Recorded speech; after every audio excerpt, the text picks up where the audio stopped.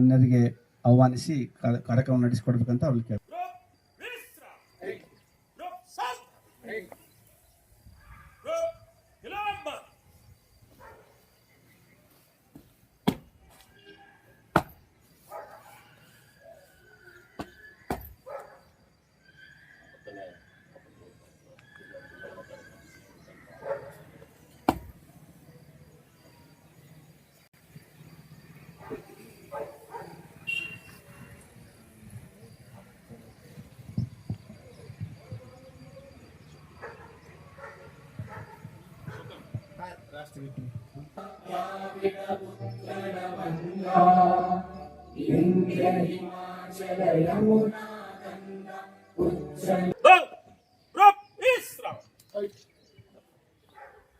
ಧ್ವಜಾರೋಹಣ ನೆರವೇರಿಸಿರ್ತಕ್ಕಂಥ ಮಾನ್ಯ ಕ್ಷೇತ್ರ ಶಿಕ್ಷಣಾಧಿಕಾರಿಯಾಗಿರ್ತಾರೆ ಎಚ್ ನಾಗೇಂದ್ರ ಪ್ರಸಾದ್ ಅವರಿಗೆ ಧನ್ಯವಾದಗಳು. ಈಗ ಈ ಕಾರ್ಯಕ್ರಮ ಉದ್ದೇಶಿಸಿ ಮಾತನಾಡಬೇಕಂತ ಅವರಲ್ಲಿ ಕೇಳ್ಕೊಳ್ತೇವೆ. BSc ಕೋಆರ್ಡಿನೇಟರ್ ಆಗಿರ್ತಕ್ಕಂಥ ಬಸವರಾಜರವರೇ, ಇನ್ನು ನಮ್ಮೆಲ್ಲ ಶಿಕ್ಷಣ ಸಂಯೋಜಕರೇ, ನಮ್ಮ ಇಲಾಖೆಯ ಅಧಿಕಾರಿಯಾಗಿರ್ತಕ್ಕಂಥ ಮ್ಯಾನೇಜರ್ ಅವರೇ, ಎಲ್ಲ BRPಗಳೇ, CRPಗಳೇ, ECOಗಳೇ,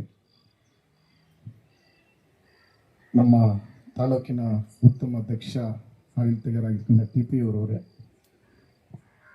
ಎಲ್ರಿಗೂ ಶುಭಾಶಯವನ್ನು ಕೋರ್ತಾ, ನಿಮ್ಗೆಲ್ರಿಗೂ ಗೊತ್ತಿರೋ ಹಾಗೆ ಇವತ್ತು ದೇಶಾದ್ಯಂತ 80ನೇ ಸ್ವಾತಂತ್ರ್ಯ ದಿನಾಚರಣೆಯನ್ನು ಆಚರಿಸ್ತಿದ್ವಿ.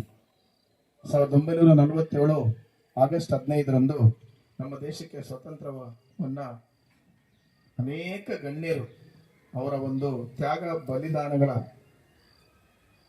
ಆವೃತ್ತಿಯಿಂದ, ಅಂದರೆ ತ್ಯಾಗ ಬಲಿದಾನಗಳ ದೃಷ್ಟಿಯಿಂದ ನಮಗೆ ನಮ್ಮ ದೇಶಕ್ಕೆ ಸ್ವಾತಂತ್ರ್ಯ ಬಂತು. ಅದರ ಒಂದು ಸವಿನೆನಪಿಗಾಗಿ, ಅವರ ಒಂದು ಇದಕ್ಕೋಸ್ಕರವಾಗಿ ಪ್ರತಿ ವರ್ಷ ನಾವು ಸ್ವಾತಂತ್ರ್ಯ ದಿನಾಚರಣೆಯನ್ನು ಆಚರಿಸ್ತಿದ್ವಿ. ಯಾಕೆಂದರೆ ಈಗ ಸ್ವತಂತ್ರ ಅಂದ ತಕ್ಷಣ ಆ ಒಂದು ಸ್ವತಂತ್ರ ಬರೋದಕ್ಕೆ ಅನೇಕ ಗಣ್ಯ ವ್ಯಕ್ತಿಗಳು ನಮ್ಮ ದೇಶಕ್ಕೆ ಹೋರಾಡಿದ್ದಾರೆ. ಸುಭಾಷ್ ಚಂದ್ರ ಬೋಸ್, ಲಾಲ್ ಬಹದ್ದೂರ್ ಶಾಸ್ತ್ರಿ, ಮಹಾತ್ಮ ಗಾಂಧೀಜಿ, BR ಅಂಬೇಡ್ಕರ್, ಭಗತ್ ಸಿಂಗ್, ಎಲ್ಲ ಇನ್ನೂ ಇತರೆ ಅನೇಕ ವ್ಯಕ್ತಿಗಳು ಸಹ ನಮ್ಮ ಸ್ವತಂತ್ರಕ್ಕಾಗಿ ಹೋರಾಡಿ ಅವರು ಪ್ರಾಣವನ್ನೇ ತ್ಯಾಗ ಮಾಡಿ ನಮ್ಮ ದೇಶಕ್ಕೆ ಸ್ವತಂತ್ರ ತಂದುಕೊಟ್ಟಿದ್ದಾರೆ. ಆ ತಂದುಕೊಟ್ಟಿದ್ದರಿಂದ ನಮಗೆ ಇವತ್ತು ಬ್ರಿಟಿಷರಿಂದ ಆಗ್ತಕ್ಕಂಥ ಗುಲಾಮತನವನ್ನ ನಾವು ಬಂಧನಕ್ಕೆ ಒಳಗಾಗಿದ್ವಿ. ಅದನ್ನ ನಾವು ಬಿಡಿಸ್ಕೊಂಡು 1947 ಆಗಸ್ಟ್ 15ರಂದು ನಾವು ನಮ್ಮ ದೇಶಕ್ಕೆ ಸ್ವಾತಂತ್ರ್ಯ ಬಂತು. ಅಂದಿನಿಂದ ನಾವು ಪ್ರತಿ ವರ್ಷನೂ ಸಹ 1947 ಆಗಸ್ಟ್ 15ರಂದು ಸ್ವಾತಂತ್ರ್ಯ ದಿನಾಚರಣೆ ಆಚರಿಸ್ತಿದ್ವಿ.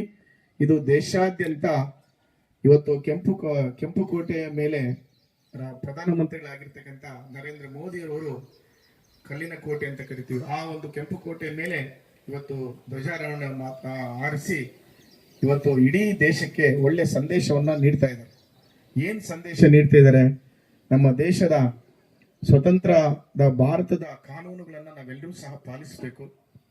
ಅಷ್ಟೇ ಅಲ್ಲದೆ ನಾವೆಲ್ಲರೂ ಸಮಾನರು, ಏಕತೆಯನ್ನ ನಾವು ಪಡ್ಕೊಂಡಿದ್ವಿ, ಭಾತೃತ್ವವನ್ನು ಸಹ ನಾವು ಹೊಂದಿರಬೇಕು.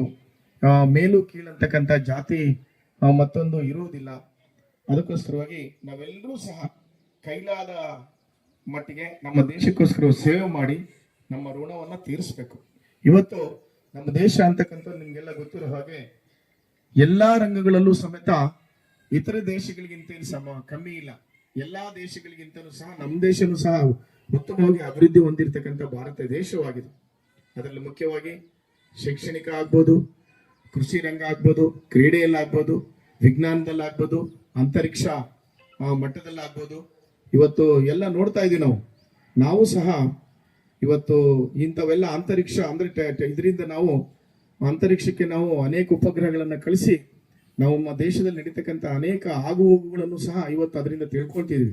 ಹವಾಮಾನ ಮುನ್ಸೂಚನೆ ಆಗ್ಬೋದು, ಮಳೆ ಬರೋದಾಗ್ಬೋದು, ವೈಪರೀತ್ಯಗಳಾಗ್ಬೋದು, ಇವೆಲ್ಲವನ್ನು ಸಹ ನಾವು ಇವತ್ತು ಅಂತರಿಕ್ಷದಲ್ಲಿ ಉಡಾವಣೆ ಮಾಡಿರ್ತಕ್ಕಂಥ ಎಲ್ಲ ಉಪಗ್ರಹಗಳಿಂದ ನಾವು ತಿಳ್ಕೊಳ್ತಿದ್ವಿ. ಅದಕ್ಕೋಸ್ಕರವಾಗಿ ನಾವು ಈ ಭಾರತ ದೇಶ ಅಂತಕ್ಕಂಥದ್ದು ಇತರ ದೇಶಗಳಿಗಿಂತ ಕಮ್ಮಿ ಇಲ್ಲ ಅಂತಕ್ಕಂಥದ್ದು ನಮ್ಮ ವಿಜ್ಞಾನಿಗಳು ತೋರಿಸ್ಕೊಟ್ಟಿದ್ದಾರೆ. ಅದಕ್ಕೋಸ್ಕರವಾಗಿ ನಾವೆಲ್ಲರೂ ಸಹ, ನಾನು ಹೇಳಿದಿಷ್ಟೇ, ಅವರವರ ಕೆಲಸಗಳನ್ನ ನಾವೆಲ್ಲರೂ ಸಹ ಮಾಡಬೇಕಾಗ್ತದೆ. ಶಿಕ್ಷಕರ ಸೇವೆ ಮಾಡಬೇಕು, ನಾವು ಮೇಲಾಧಿಕಾರಿಗಳು ಏನಿದೀವಲ್ಲ ನಾವೆಲ್ಲರೂ ಸಹ ನಮ್ಮ ಕೆಲಸ ಮಾಡಿದ್ರೆ ಖಂಡಿತವಾಗ್ಲೂ ನಮ್ಮ ದೇಶ ಅಭಿವೃದ್ಧಿ ಇನ್ನೂ ಆಗೋದ್ರಲ್ಲಿ ಸಂದೇಹನೇ ಇಲ್ಲ. ಆದ್ರೆ ನಮ್ಮಲ್ಲಿ ಶಿಸ್ತು ಇರಬೇಕು, ಪ್ರಾಮಾಣಿಕತೆ ಇರಬೇಕು, ಏಕತೆ ಇರಬೇಕು, ನಿಯಮಬದ್ಧ ಇರಬೇಕು ಅಂತಕ್ಕದ್ದನ್ನ ರೂಢಿಸಿಕೊಂಡು ನಮ್ಮ ದೇಶಕ್ಕೋಸ್ಕರವಾಗಿ ನಾವು ತ್ಯಾಗ ಮಾಡಬೇಕು. ಆ ತ್ಯಾಗ ಮಾಡೋದ್ರಿಂದ ಇನ್ನೂ ಸಹ ಅತ್ಯಂತ ಹೆಚ್ಚು ಅಭಿವೃದ್ಧಿ ಆಗ್ತದೆ. ನಮ್ಮ ದೇಶ ಇಡೀ ಏನು 29 ದೇಶಗಳಿರ್ತಕ್ಕಂಥವೆಲ್ಲವೂ ಸಹ ನಮ್ಮ ಕಡೆ ತಿರುಗಿ ನೋಡ್ತದೆ. ಅದಕ್ಕೋಸ್ಕರವಾಗಿ ಅವ್ರವ್ರ ಕೆಲಸ, ಡ್ರೈವರ್ ಕೆಲಸ, ಕಂಡಕ್ಟರ್ ಕೆಲಸ, ವೈದ್ಯಕೀಯ ಸೇವೆ, ಉತ್ತಮವಾದ ವೈದ್ಯಕೀಯ ಸೇವೆ ಇರಬೇಕು. ಹೀಗೆ ಕೃಷಿ ಅವರು ಮಾಡ್ತಕ್ಕಂಥ ಕೆಲಸ. ಸೊ ಹೀಗೆ ನಮ್ಮಲ್ಲಿ ಇರ್ತಕ್ಕಂಥ ಅನೇಕ ಜನರು ಏನೇನು ಕೆಲಸಗಳನ್ನ ಮಾಡ್ತಿದಾರೋ ಅವೆಲ್ಲರೂ ಸಹ ನಿಷ್ಠೆ ಮತ್ತು ಪ್ರಾಮಾಣಿಕತೆಯಿಂದ ನಾವು ದುಡಿದಿದ್ದೇ ಆದ್ರೆ ಖಂಡಿತವಾಗ್ಲೂ ನಮ್ಮ ದೇಶ ಉತ್ತಮವಾಗಿ ಅಭಿವೃದ್ಧಿ ಆಗ್ತದೆ. ಒಂದು ದೃಷ್ಟಿಯಿಂದ ನಮ್ಮ ಗುರಿ ಏನು, ಉತ್ತಮ ಶಿಕ್ಷಣ ಕೊಡೋದು. ಆ ಉತ್ತಮ ಶಿಕ್ಷಣ ಶಾಲೆಗಳಲ್ಲಿ ಶಿಕ್ಷಕರಿಗೆ ಉತ್ತಮವಾದಂತಹ ಮೌಲ್ಯಗಳನ್ನು ಹೇಳೋದು, ಜೊತೆಗೆ ಆ ವಿದ್ಯಾರ್ಥಿಗಳಲ್ಲೂ ಸಹ ನಾವು ಇನ್ಸ್ಪಿರೇಷನ್ ಆಗ್ತಕ್ಕಂಥ ಮಾತುಗಳನ್ನು ಹೇಳೋದು. ಕಳೆದ ಸಾಲಲ್ಲಿ ಸುಮಾರು 96% ನಮ್ಮ ತಾಲೂಕು ಬಂದಿದೆ. ಆ ಒಂದು 96% ಇರ್ತಕ್ಕಂಥದನ್ನ ಮತ್ತೆ ಹೆಚ್ಚು ಮಾಡಿ ನಾವೆಲ್ಲರೂ ನಮ್ಮ ಇಲಾಖೆಯಲ್ಲಿ ಇವತ್ತು ಈ ಸರಿ 100% ತರೋಣ, ನಾವೆಲ್ಲ ಅನುಷ್ಠಾನಾಧಿಕಾರಿಗಳು ನಾವೆಲ್ಲ ಶ್ರಮವಹಿಸೋಣ ಅಂತಕ್ಕಂಥ ಮಾತನ್ನ ನಾನಾದ್ರೂ ಹೇಳ್ತಾ, ಇವತ್ತೆಲ್ಲರೂ ಸಹ ನೋಡಿ ಇಷ್ಟು ಸುಖವಾಗಿರೋದಕ್ಕೆ ಭಾರತ ದೇಶದಲ್ಲಿ ಇವತ್ತು ಗಡಿ ಪ್ರದೇಶದಲ್ಲಿ ಸೈನಿಕರು ಇಡೀ ಹೋರಾಡ್ತಿದ್ದಾರೆ. ತನುಮನ ಅವ್ರು ಹೇಳ್ಬಾರ್ದು, ನಾವಂತೂ ಬಹಳ ಸುಖವಾಗಿದ್ದೀವಿ. ನಾವೆಲ್ಲ ರಕ್ಷಣೆ ಆಗೋದಕ್ಕೆ ಸೈನಿಕರ ಪಾತ್ರ. ಇವತ್ತು ನಿಮ್ಗೆಲ್ಲ ಗೊತ್ತಿದೆ, ಭೂಪಡೆ, ವಾಯುಪಡೆ, ವಾಯುಪಡೆ ಮತ್ತು ಇನ್ನೊಂದು ನೌಕಾಪಡೆ, ಈ 3 ಪಡೆಗಳಿಂದ ಇವತ್ತು ನಮ್ಮ ದೇಶ ರಕ್ಷಣೆ ಆಗಿದೆ.